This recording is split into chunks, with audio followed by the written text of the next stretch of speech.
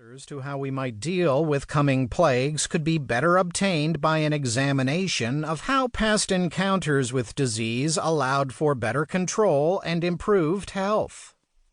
Our world has experienced so many diseases that it would be pointless to deal with all of them.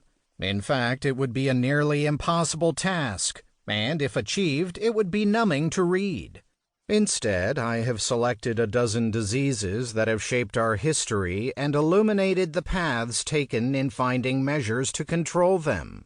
Porphyria and hemophilia, Chapter 1, influenced the political fortunes of England, Spain, Germany, Russia, and the United States. Late blight, Chapter 2, spawned a wave of immigration that changed the politics of the United States. Cholera, Chapter 3, stimulated sanitary measures, promoted nursing, and led to the discovery of oral rehydration therapy. Smallpox, Chapter 4, led to a vaccine that ultimately eradicated the disease. Plague, Chapter 5, promoted quarantine measures, and attenuated vaccines were the result of outbreaks of tuberculosis. Chapter 6. Syphilis, Chapter 7, provided the impetus for cure through chemotherapy, and malaria and yellow fever, Chapters 8 and 9, provided the basis for vector control. However, despite these successes, two pandemics, influenza, Chapter 10, and HIV/AIDS, Chapter 11, continue to elude control. In this book, I try to answer why this is so. The message of this book is simple. Understanding past outbreaks of disease can better prepare us for those in our future. The 12 diseases chosen have influenced the way we look at sickness and show how they resulted in public health measures and other interventions to stem the spread of that disease and others.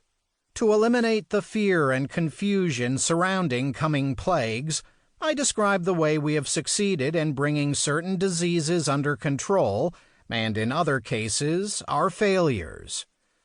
My purpose in writing this book for the general listener is to show that despite the challenges which an unanticipated illness may place before us, the future is not without hope or remedy. Chapter 1. The Legacy of Disease. Porphyria and hemophilia. In 1962, the U.S. President John F. Kennedy said, "Life is unfair. Some people are sick and others are well." He, of course, was referring to himself and the persistent rumors about his ill health. 40 years later, an examination of his medical records revealed that he had Addison's disease, a life-threatening lack of adrenal gland function, as well as osteoporosis and persistent digestive problems. He was given painkillers, Demerol and methadone, stimulants and anti-anxiety agents, as well as hormones, hydrocortisone and testosterone to keep him alive, especially during times of stress. Although doubts linger whether President Kennedy's physical ailments influenced the manner by which the Cuban Missile Crisis was handled, or whether they affected other political decisions, it is clear that for many world leaders, including Great Britain's King George III, several of Queen Victoria's children and grandchildren, Tsar Nicholas II of Russia, and Alfonso XIII and Generalissimo Franco of Spain, as well as indirectly the leaders of Nazi Germany, sickness was the seed for historical change. Porphyria, madness in the monarchy.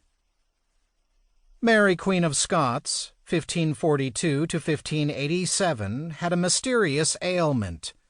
At the age of 24, she wrote, "Oftentimes I have great pains ascending unto my head. It descends to my stomach so that it makes me lack an appetite, and there is sickness with great vomit. Excuse my writing, caused by the weakness of my arm, wherewith we are tormented."